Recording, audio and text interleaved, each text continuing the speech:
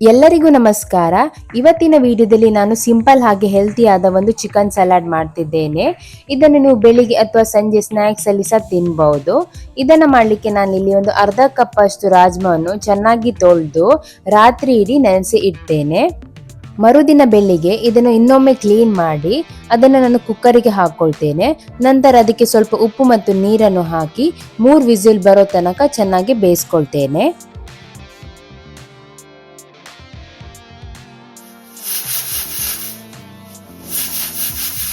ಇದಿವಾಗ 3 whistle ಆಗಿದೆ. ಹಾಗೆ ನಾನಿಲ್ಲಿ ಒಂದು ಈರುಳ್ಳಿಯನ್ನು ಚಿಕ್ಕ ಚಿಕ್ಕ ತುಂಡುಗಳನ್ನಾಗಿ ಕಟ್ ಮಾಡಿ ಸೈಡಲ್ಲಿ ಇಟ್ಕೊಳ್ತೇನೆ.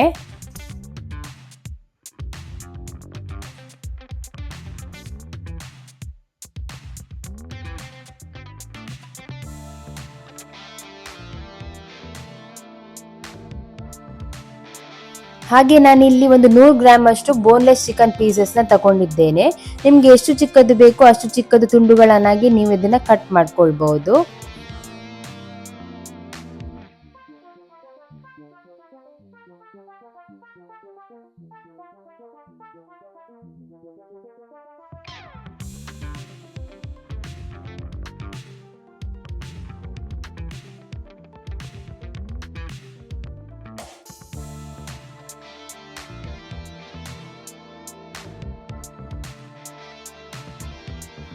ಇದಿವಾಗ ರೆಡಿ ಆಗಿದೆ.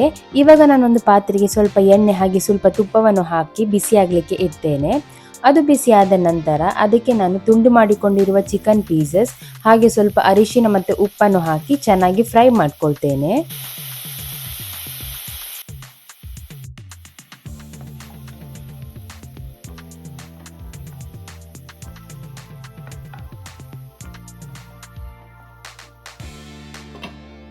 ಹತ್ತು ನಿಮಿಷಗಳ ಕಾಲ ಆಗಿದೆ. ಚಿಕನ್ನಿನ ನೀರು ಬಿಡಲಿಕ್ಕೆ ಸ್ಟಾರ್ಟ್ ಆಗಿದೆ. ಇವಾಗ ನಾವು ಆ ಚಿಕನ್ನಿನ ನೀರು ಡ್ರೈ ಆಗೋ ತನಕ ಅದನ್ನು ಸ್ವಲ್ಪ ಹೈ ಫ್ಲೇಮಲ್ಲಿ ಇಟ್ಟು ಫ್ರೈ ಮಾಡ್ಕೊಳ್ಬೇಕಾಗ್ತದೆ. ಇವಾಗ ಇದು ನೀರೆಲ್ಲ ಡ್ರೈ ಆಗಿದೆ. ಇವಾಗ ನಾನು ಇದಕ್ಕೆ ಸ್ವಲ್ಪ ಚಿಲ್ಲಿ ಪೌಡರ್ ಅನ್ನು ಹಾಕಿ 1 ರಿಂದ 2 ನಿಮಿಷಗಳ ಕಾಲ ಇದನ್ನ ಚೆನ್ನಾಗಿ ಫ್ರೈ ಮಾಡ್ಕೊಳ್ತೇನೆ. 2 ನಿಮಿಷಗಳ ಕಾಲ ಆಗಿದೆ. ಚಿಕನ್ ಚೆನ್ನಾಗಿ ಫ್ರೈ ಆಗಿದೆ. ಇವಾಗ ನಾನು ಇದಕ್ಕೆ ಹೆಚ್ಚಿಕೊಂಡಿರುವ ಈರುಳ್ಳಿ ಹಾಗೆ ಕ್ಯಾಬೇಜ್ ಹಾಗೆ ಸ್ವಲ್ಪ ಉಪ್ಪನ್ನು ಹಾಕಿ ಒಂದು 3 ರಿಂದ 4 ನಿಮಿಷಗಳ ಕಾಲ ಇದನ್ನು ಫ್ರೈ ಮಾಡ್ಕೊಳ್ತೇನೆ.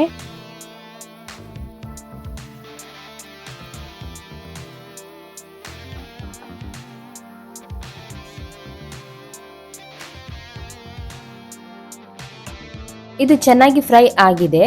ಇವಾಗ ಇದಕ್ಕೆ ನಾನು ಬೇಯಿಸಿಕೊಂಡಿರುವ ರಾಜ್ಮಾ ಹಾಗೆ ಸ್ವಲ್ಪ ಜೋಳ, ಕ್ಯಾರೆಟ್ ಹಾಗೆ ಸ್ವಲ್ಪ ಉಪ್ಪನ್ನು ಹಾಕಿ ಚೆನ್ನಾಗಿ ಮಿಕ್ಸ್ ಮಾಡ್ಕೊಳ್ತೇನೆ.